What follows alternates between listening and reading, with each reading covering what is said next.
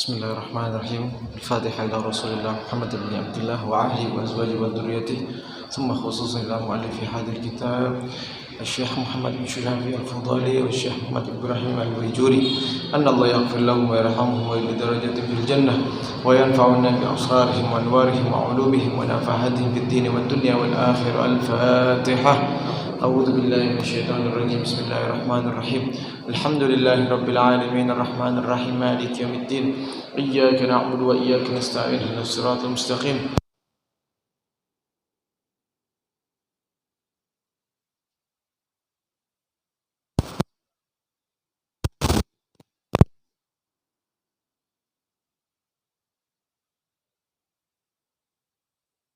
Biasa sebelum mulainya pelajaran kita hari ini, pengajian kita hari ini, insyaallah kita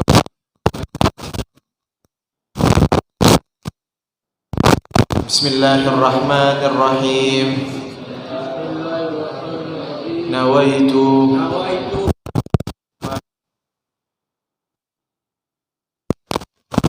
surah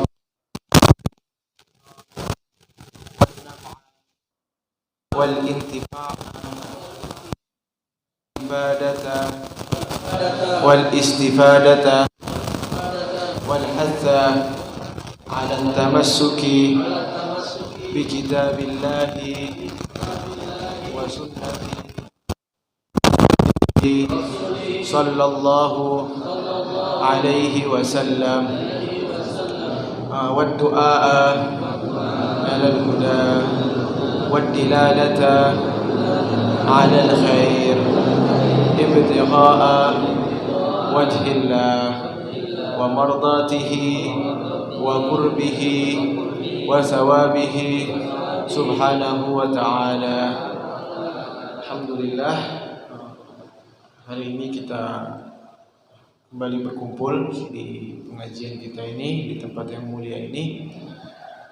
InsyaAllah kita akan melanjutkan kajian kita tentang ilmu tauhid atau ilmu akidah menggunakan kitab Kifayatul Awam karya Syekh Muhammad bin Syafi'i Al-Fudali. Kemarin terakhir kita sampai di pembahasan al-wajib, halaman 26 tentang al-wajib, al-awwal minas sifatil wajib, yang warnanya agak hitam.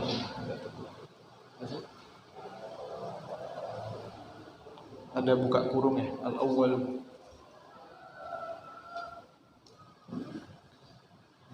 Bismillah. Seperti biasa kita akan mengulang dulu pelajaran yang lalu agar kita ingat apa yang sudah kita baca mulai dari minggu lalu.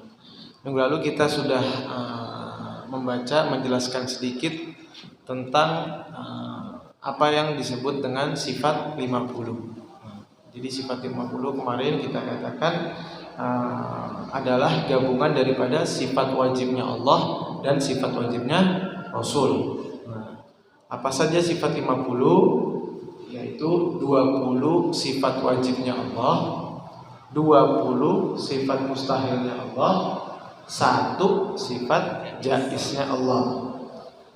Lalu itu udah berapa? Berarti 20 tambah 1 41. Sisa 9. Nah, 9-nya ini apa? 4 sifat wajibnya Rasul, 4 sifat mustahilnya Rasul, dan 1 sifat mustahilnya jaiznya Rasul. Jadi sifatnya Rasul ada 9 semuanya ya. 9 tambah 41 sama dengan 50. Berarti pas. Jadi pembahasan 50 ini, 50 sifat wajib ini adalah gabungan daripada sifat wajib Allah dan Rasulnya, yaitu Rasul kita Nabi Muhammad Sallallahu Alaihi Wasallam. Dan sekarang kita akan masuk ke pembahasan tentang apa itu sifat wajib. Bismillahirrahmanirrahim. Al-awwalu min sifatil wajibati lahu ta'ala al-wujudu. Yang pertama daripada sifat-sifat wajib pada Allah Ta'ala adalah al-wujud, yang artinya ada. Wa ikhtalafa fi ma'nahu faqala ghairul imam al-Asy'ari wa man tabi'ahu al-wujudu hiya halul wajibatu lidzati ma damat adzatu wa hadhihi halun la tu'allilu bi'illatin. Nah, dikatakan di sini berbeda pendapat pada penyebutan makna al-wujud. Kemarin kita juga sempat menyinggung ini. Ternyata ulama berbeda pendapat tentang makna wujud. Yang pertama dibahas yaitu orang yang berpendapat selain daripada pendapat Imam Asy'ari dan para pengikutnya. Imam Asy'ari adalah imam mazhab Ahlus Sunnah wal Jamaah yang dipegang oleh mayoritas umat muslim di Indonesia. Nah, jadi pendapat pertama ini adalah pendapat selain daripada pendapat Imam Asy'ari dan para pengikutnya atau orang-orang yang sependapat dengan beliau. Berarti kalau di awal disebutkan seperti ini, berarti nanti akan ada pendapat Imam Asy'ari-nya. Nah, jadi pendapat pertama di sini yang berkata adalah orang-orang selain daripada Imam Asy'ari dan para pengikutnya atau orang yang sependapat dengan beliau. Apa yang dikatakan di sini? Yang dimaksud dengan wujud adalah keadaan yang wajib atau tetap pada zatnya itu selama zat itu ada. Itu definisinya. Jadi dikatakan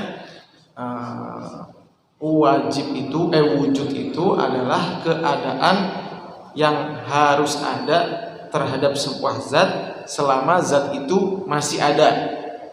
Wa hadhihi halul la tu'allilu bi illatin, dan keadaan ini itu tidak dapat dicarikan alasannya. Jadi begini, pendapat yang pertama ini berkata bahwasannya sifat wujudnya Allah adalah keadaan yang wajib pada zat tersebut selama zat tersebut itu ada. Ini definisinya definisi umum aja ya, agak pusing memang. Definisinya zat itu zat yang tetap pada Allah itu zat yang terdapat pada sesuatu itu yang kekal selama zat itu ada. Ini definisi umumnya. Dan zat tersebut tidak perlu dipertanyakan. Nah, contoh gampangnya gini. Kadang kita kan mempertanyakan zat Allah itu seperti apa, atau sifat-sifat Allah itu kan kita sebutkan, tetapi zat terkadang orang ini kalau banyak berpikir pikirannya kemana-mana, makanya terkadang kita dibatasi untuk berkata tentang zatnya Allah ini. Nah, dikatakan kita cukup memahami bahwa pendapat pertama selain daripada Imam Asy'ari mengatakan bahwa wujudnya Allah itu adalah hal. Jadi yang perlu digariskan adalah hal atau keadaan. Yang pertama mengatakan keadaan yang wajib atau yang tetap pada sebuah zat.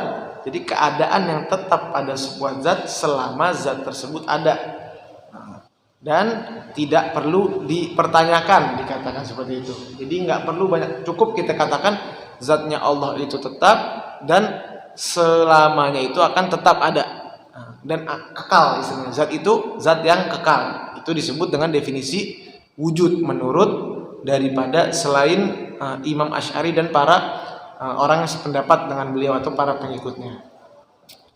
Wa makna kauniha halan annaha lam tartaqi ila darajatil mawjudi hatta tusyahida wa lam tanhata ila darajatil ma'dumi hatta takuna adaman mahdhan bal hiya wasitatun bainal mawjudi wal ma'dum.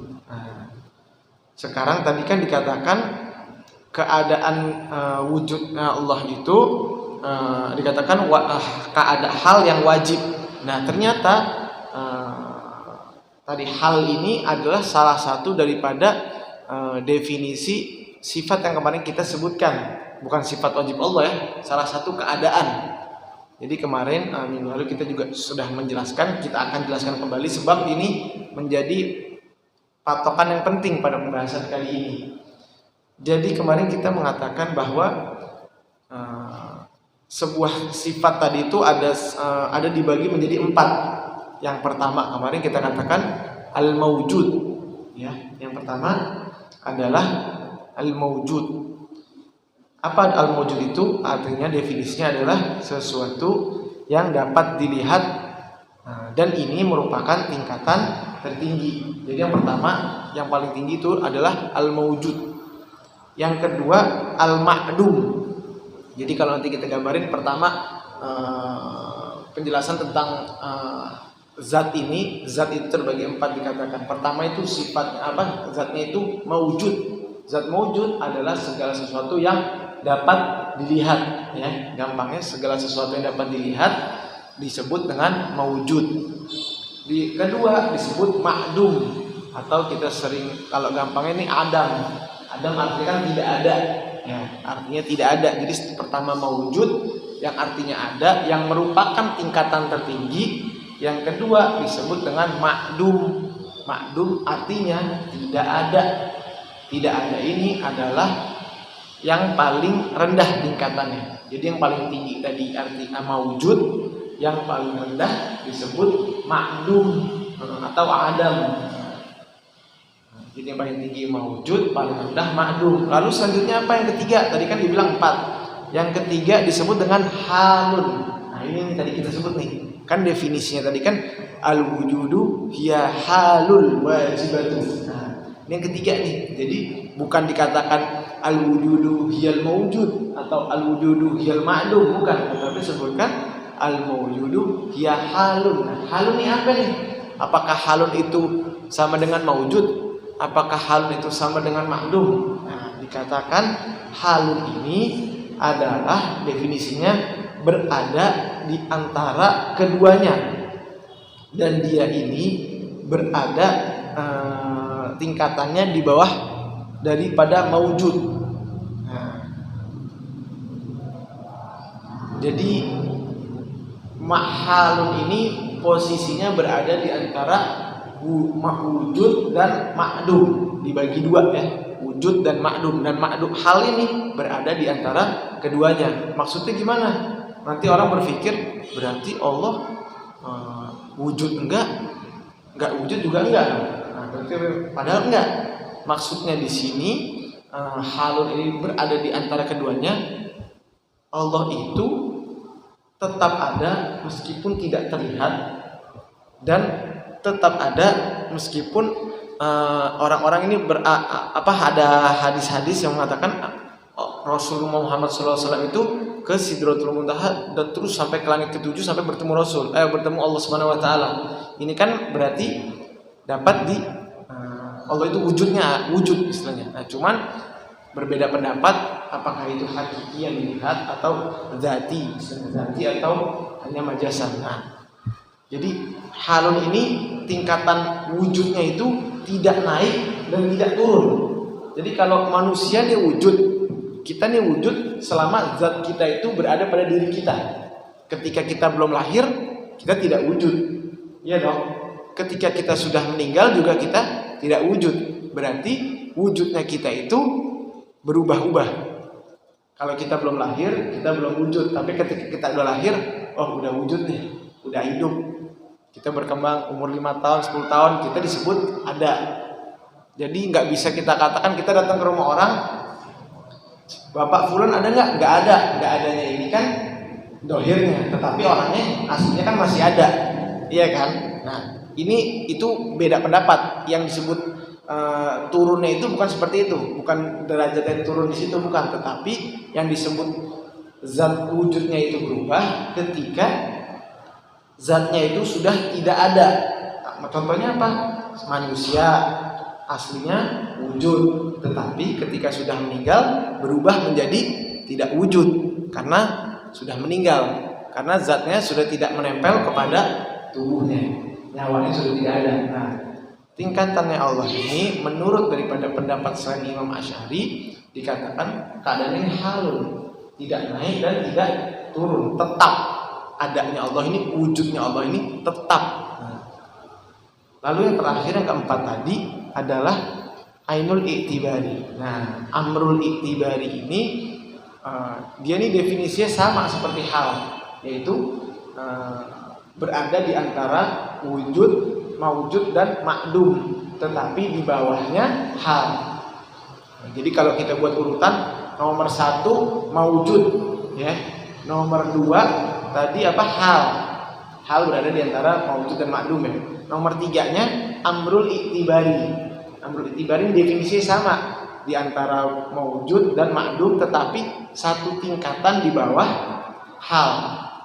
Yang terakhir keempat disebut dengan makdum atau tidak ada. Jadi wujud itu paling atas dengan disebut dengan ada, makdum ini disebut tidak ada. Lalu penjelasan dikatakan di sini lanjutannya.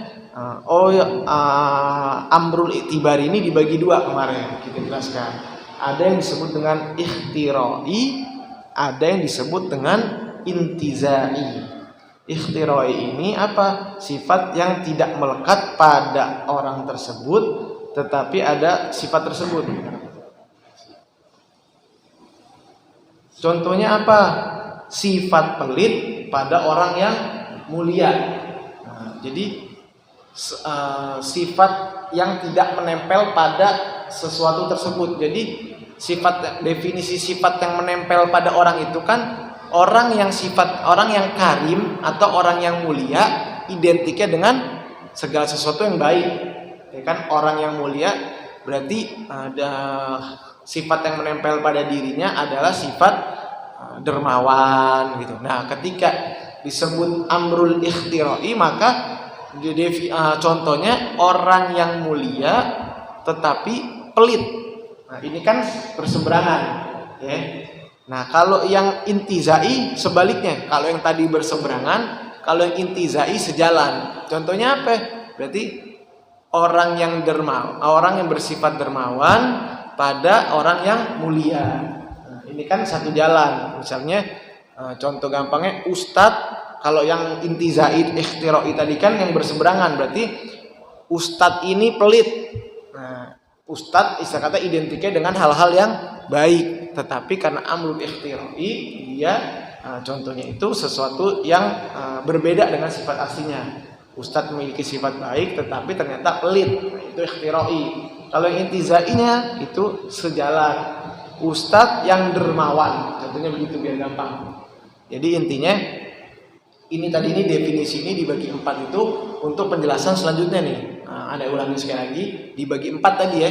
Maujud pertama yaitu artinya ada, dan ini tingkatan tertinggi. Tingkatan keduanya tadi halun. Halun berada di antara maujud dan makdum. Maujud artinya ada, makdum artinya tidak ada. Itu yang kedua tadi hal. Yang ketiga amrul ikhtirai, sama seperti hal, berada di antara maujud dan makdum, atau berada di antara ada dan tidak ada tetapi tingkatannya di bawah hal. Yang keempat, yang terakhir adalah al-makdum atau adam, artinya tidak ada, yaitu dan ini merupakan tingkat yang paling rendah. Nah, penjelasan daripada Imam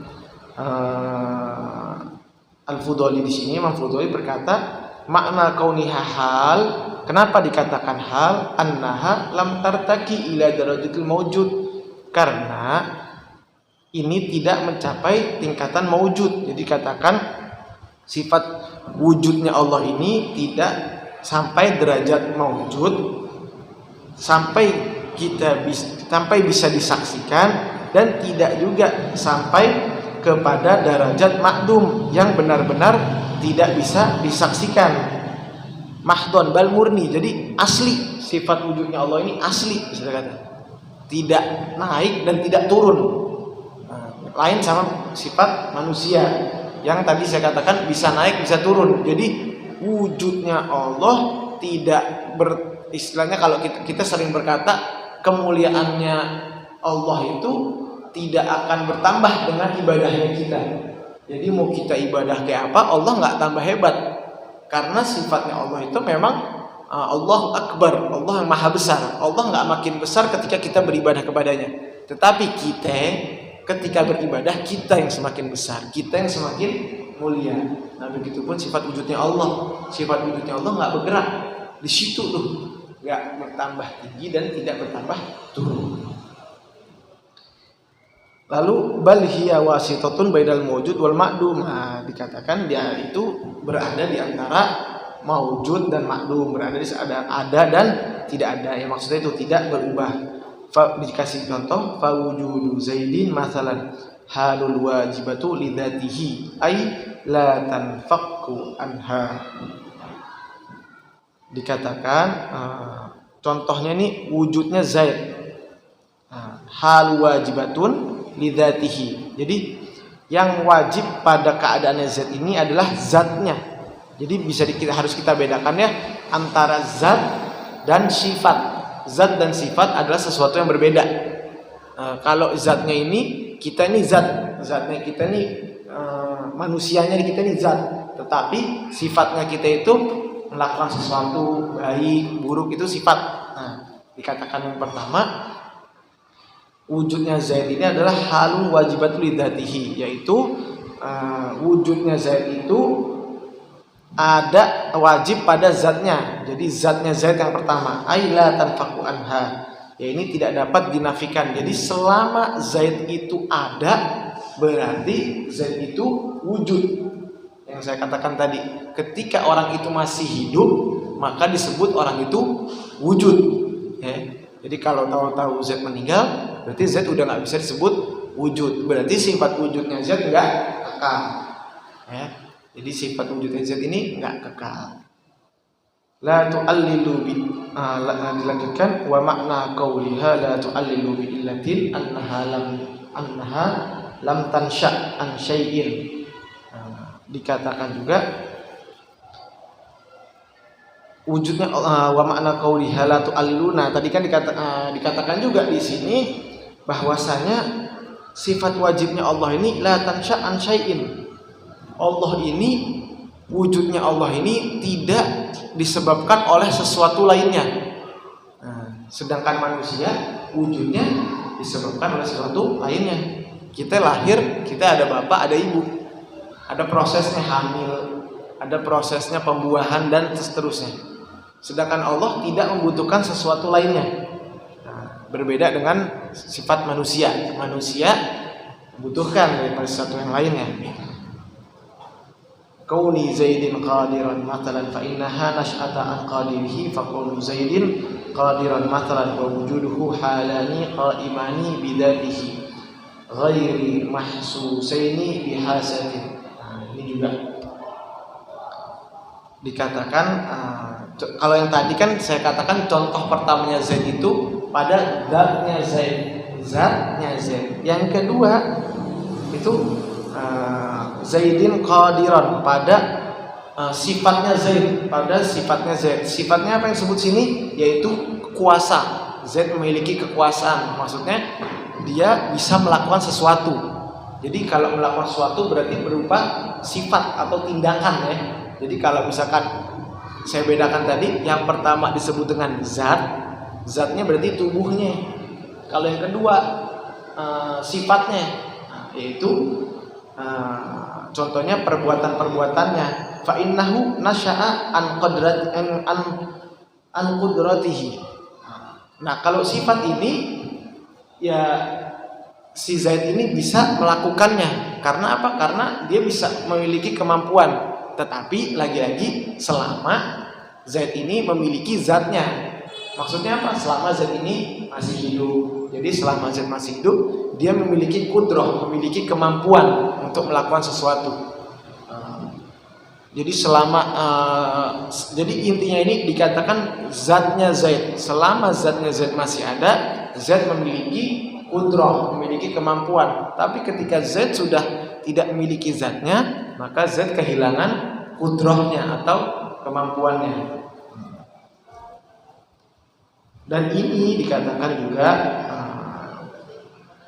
wujudu halani qaimani bidatihi ghairi mahsusani bihasatin min hawasihil khamsa illa an awallahu illatun yansha'u anhu wa khiya qudratu wa thani la illata lahu wa hadha dhabitun li halatin nafsiyati wa kullu halin qaimatun bidatihi ghaira mu'allalatin bi illati tusamma sifatun nafsiyah. Lalu setelah tadi penjelasan yang mungkin agak pusing Bapak karena penjelasannya tentang zat, tentang sifat. Lalu sebenarnya apa sih yang definisi utamanya? Dikatakan bahwasanya wa kullu halin qaimatun bidzati ghairu mu'allin bi illatin. Jadi setiap keadaan yang berdirinya sebuah zat itu tanpa membutuhkan sesuatu yang lain disebut dengan sifat nafsiyah. Jadi segala hal yang tetap dan tidak berubah oleh sesuatu apapun disebut dengan sifat nafsiyah. Yaitu contohnya sifatnya Allah. Sifatnya Allah tadi kan dikatakan tidak berubah-ubah oleh sesuatu yang lainnya, tidak membutuhkan sesuatu yang lainnya. Nah, itu disebut dengan sifat nafsiyah. Sifat yang ada dari sendirinya, tidak membutuhkan sesuatu yang lainnya. Wahyallati la tuqalu dzatu biduniha, ay la tatasawwaru dzatu biaqlin wa tudriku illa bisifatiha an-nafsiyah. Juga dikatakan di sini bahwasanya akal kita ini tidak bisa sama seperti kemarin definisi wajib. Akal kita ini tidak bisa menerima kalau tidak adanya sifat wujud ini. Dikatakan illa wa tudraku illa bisifatiha, dan kita mengetahuinya ini kecuali dengan sifat-sifatnya Allah. Jadi zatnya Allah ini tidak kita yakini ada dan kita ketahui melalui sifat-sifatnya Allah tersebut. Ini penjelasannya panjang nih karena istilahnya ulama nih banyak ini kan yang tadi anak katakan, ketika kita udah pembahasan udah mulai pusing, kita kembali ke pembahasan awal. Apa yang dikatakan? Kitab ini membahas tentang sifat wajibnya Allah, sifat mustahil dan lain-lainnya. Tetapi bagi orang-orang yang awam dikatakan cukup mengetahui dalil yang umum, dalil yang ijmali. Jadi misalkan udah pusing banget nih kebanyakan penjelasannya, kita cukup tahu nih bahwasanya sifat pertamanya Allah yaitu wujud. Wujud artinya ada. Nah, ini minimal kita paham ini nih. Wujud artinya ada. Nah, itu tadi pendapat yang pertama tuh. Lalu dikatakan juga selanjutnya fa innaka intasawwarta wa adrakta annahu mutahayyizun wa ala hadzal qaul wa huwa qaulul wujudu halan fadatullahi ta'ala ghairu wujudi wa dzawatihi al-jawalihi ghairu wujudatiha wa qala Asy'ari. Nah, ini sekarang pendapat Imam Asy'ari. Kalau yang tadi kan selain daripada Imam Asy'ari. Nah, apa pendapat Imam Asy'ari dan para pengikutnya? Imam Asy'ari berkata, wa man tabi'ahu al-wujudu ainul mawjudi fa ala hadza wujudu lillahi ainu dzatihi ghairu zaidin alaihi fi khariji. Nah, kalau yang pertama tadi kan berpendapat bahwa wujudnya Allah itu halun tadi yang kita jelasin apa? Berada di antara wujud dan ghairu mawjud atau ma'lum. Nah, Imam Asy'ari enggak. Imam Asy'ari bilang wujudnya Allah itu ya wujudnya aslinya Allah itu. Jadi ainul mawjud. Kalau yang tadi kan hal dikatakan, kalau ini enggak, wujudnya Allah itu ya wujud ketika kita nanti kita jelaskan dulu di sini ada lanjutannya. Wa hadza wujudu lillahi ainu dzatihi, dan wujudnya Allah itu memang zat aslinya Allah yang tidak ada sesuatu campuran dari yang lainnya. Jadi sebenarnya kalau kita lihat yang tadi awal kan juga berkata seperti itu ya. Berkata bahwasanya Allah itu wujudnya itu tidak disebabkan oleh sesuatu yang lainnya. Ternyata Imam Asy'ari juga pendapatnya seperti itu, cuman dengan kata-kata yang lain. Jadi sebenarnya pendapatnya sama. Cuman kalau yang pertama Imam Sanusi berkata bahwasanya ya definisi wujudnya Allah itu disebut dengan halun atau keadaan yang wajib. Nah, kalau definisinya Imam Asy'ari, wujud itu artinya ainul maujud, yaitu wujudnya itu sendiri, wujudnya Allah itu. Kalau yang pertama keadaan wajib, kalau Imam Asy'ari berpendapat wujudnya Allah itu apa?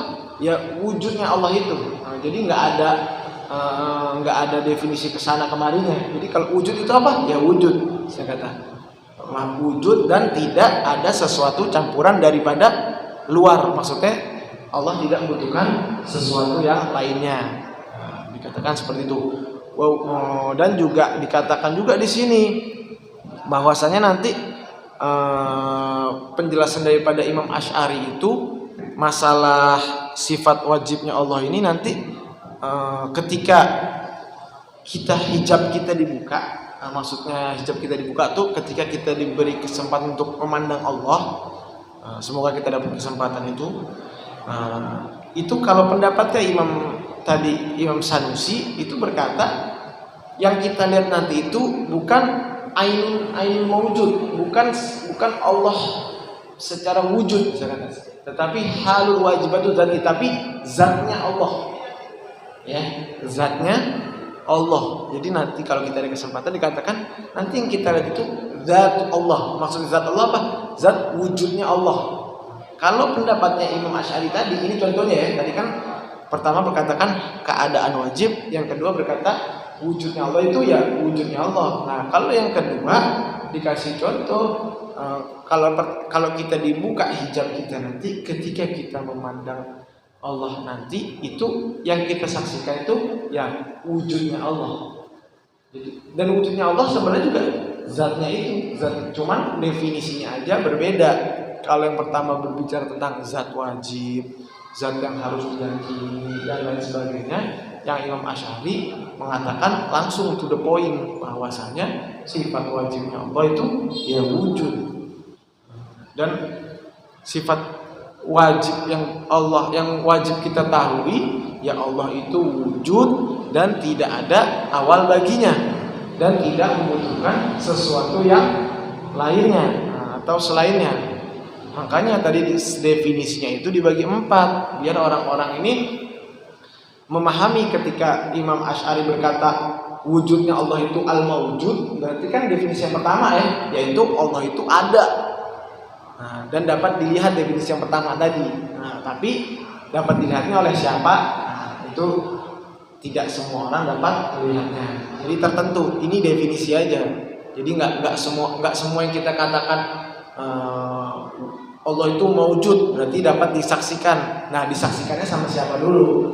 Kan nanti bilang, saya nggak bisa lihat. Ya kita nggak bilang bisa disaksikan sama semua manusia. Cuman bisa disaksikan sama siapa? Sama Rasul.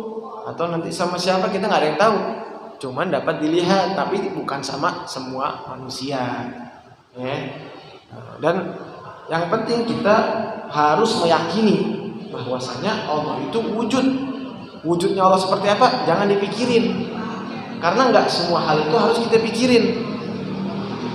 Contoh gampangnya gini nih, ketika ini bisa jangan sampai kita seperti orang ateis yang semua ini harus masuk ke logika. Orang yang memasukkan pikiran semua ke dalam logika bisa gila. Kenapa ini kayak gini? Kenapa kayak gini? Kenapa kok disuruh ibadah nih? Kenapa kok disuruh belajar? Nah, kadang ada sesuatu hal yang nggak bisa kita jawab. Wujudnya Allah kayak gimana? Nah, orang ateis nanya gitu, nggak usah dipikirin. Yang penting kita yakinin bahwasanya Allah itu wujud. Sama kayak matematika, 1 tambah 1 sama dengan 2. Nah, kalau dipikir logika, kata siapa 2? Nah, kan ini kan kenapa kita bilang 2? Karena ya kita diajarinnya 1 tambah 1 2. nggak harus pertentangkan kan, nggak perlu nih kita diajarin nih saya kasih duit nih 1+1 bilang 2 kan enggak. Begitupun sama sifat wujudnya Allah. Allah tuh wujud nggak? Wujud. Tahu dari mana? Ya saya yakin. Nggak perlu saya dibayar untuk meyakini bahwa Allah itu wujud. Jadi sifat wajibnya Allah ini nggak perlu kita pertanyakan. Sama seperti hitung-hitungan. 1 + 1 sama dengan 2, 2 + 2 sama dengan 4. Apakah 4 ini, kan kita kan diajarinnya 2 + 2 4. Kalau kita pikir-pikir, kenapa 2 + 2 4 ya? Kenapa nggak 5? Kenapa nggak 6? Berarti kan udah ada yang ngajarin sebelumnya. Istilahnya 2, ini angka, tambah 2 sama dengan 4. Nah ini udah sesuatu yang nggak perlu kita pertentangkan. Begitupun dengan sifatnya Allah wajib, sifat wujudnya Allah. Nggak perlu kita tanyain, Allah wujud sama kayak angka 4 tadi. 4 udah, karena 2 + 2 4. Kenapa 4? Ya udah 4. Emang 2 + 2 4. Allah ada di alam semesta nih, karena ada alam semesta, ada ini berarti Allah itu wujud. Misalnya gitu kan. Kan kalau 2 + 2 tadi sama dengan 4, kalau kita logikainnya ada alam semesta, ada matahari, ada bumi. Ini gabungan-gabungan ini sama dengan misalnya kata Allah. Maksudnya apa? Sama dengan adanya Allah gitu. Kenapa Allah? Ya udah karena adanya alam semesta ini, ada matahari, ada bulan, ada bumi, ada lain sebagainya. Ya hasil akhirnya apa? Allah. Karena apa? Karena nggak mungkin itu semua ada tanpa adanya Allah. Dan itu nggak perlu kita pertanyakan, nggak perlu kita dalemin lagi. Allah itu kayak gimana, bentuknya kayak apa. Terus kadang kita nih kalau udah mikir kedalaman, kita suka mikir, ntar kita kalau dia meninggal berapa tahun ya di kuburan gitu. Nanti kalau udah masuk surga, kita berapa tahun di surga? Sampai kapan ya kita di surga? Nggak usah dipikirin. Nah makanya Anda bilang otaknya kita ini nggak nyampe, otaknya manusia nggak nyampe. Karena apa? Terbatas. Yang perlu kita yakini surga itu ada, yaumul akhir itu ada, Allah itu ada, dan kita beribadah juga tujuannya kepada Allah segala macam.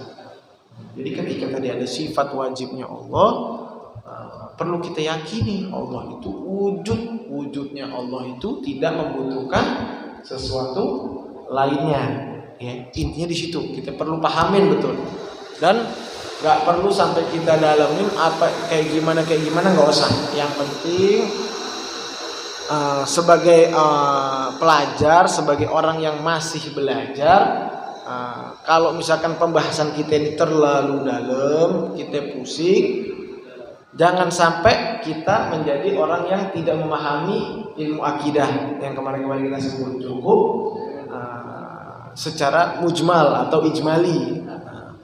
Allah wujud, Allah baqa, mukhalafatul hawadisi. Kita lanjutkan sedikit.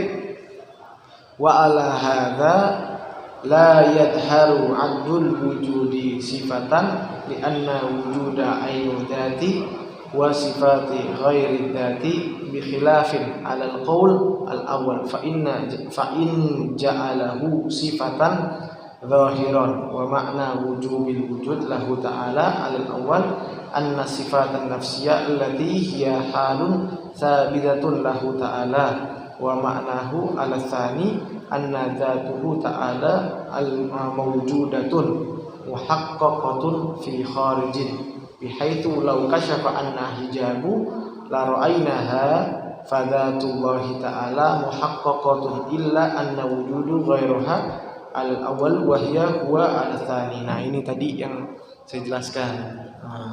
Bahwasanya sifat nafsiyah itu tadi berkata Allah itu berdiri dengan sendirinya. Allah itu wujud, zatnya Allah itu adalah sesuatu yang ada dan tidak membutuhkan sesuatu lainnya dan tidak perlu dicarikan alasannya.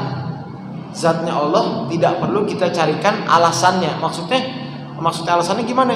Gak perlu kita pertanyakan. Itu yang tadi Anda sebut, tidak perlu carikan alasannya. Jadi itu disebut zatun nafsiyah. Jadi ini kan kita udah penjelasan wajib nih udah selesai nih. Tinggal dalilnya. Nah, Anda ulangi inti daripada wujud tersebut adalah wujudnya Allah itu adalah zat yang tetap, tidak naik dan tidak juga turun, dan juga tidak membutuhkan sesuatu yang lainnya, ya, tidak membutuhkan sesuatu yang lainnya, dan dan itu juga tidak perlu dipertanyakan. Tidak perlu dipertanyakan. Sama tadi saya kasih contoh 1 tambah 1 sama dengan 2, nggak perlu dipertanyakan. Begitupun wujudnya Allah tidak perlu ditanyakan. Adanya alam semesta ini jawabannya sama dengan adanya Allah Subhanahu wa taala. Kira-kira itu yang perlu kita pahami dulu. Insyaallah minggu depan kalau misalkan masih buram-buram, minggu depan ada dalilnya. Nah, insyaallah bisa lebih kita pahami lagi, karena akidah gitu dikit, tapi ketika kita dalemin pusing. Tapi nanti pelan-pelan insyaallah paham, karena kita belum tentu dalilnya. Insyaallah kalau udah baca dalilnya, oh dalilnya ini, dalil wujudnya Allah ini, dalil wujudnya Allah, oh hasil akhirnya begini. Ini kan baru setengahnya istilahnya. Jadi kalau udah lengkap insyaallah bisa lebih pahami insyaallah taala. Bismillahirrahmanirrahim. Alhamdulillahirabbil alamin. Allahumma shalli ala Muhammadin wa ala ali sayyidina Muhammad. Allahumma faqqihna fid din waftah alaina futuhal alifin waj'al amalana khalisatan wajhikal karim ya rabbal alamin. Allahumma inna nas'aluka fahman nabiyyin wa hifdzal mursalin wa ilhamal malaikatil muqarrabin. Allahumma aghnina bil ilmi wa zayyinna bil hilmi wa akrimna bit taqwa wa jammilna bil afiyah bi rahmatika ya arhamar rahimin. Allahumma inna nas'aluka ridhaka wal jannah wa na'udzubika min sakhatika wan nar. Rabbana atina fid dunya hasanah wa fil akhirati hasanah wa qina adzaban nar. Sallallahu alaihi wasallam Muhammadin wa ala alihi wasallam. Alhamdulillahil alamin wal afu minkum. Assalamualaikum warahmatullahi wabarakatuh.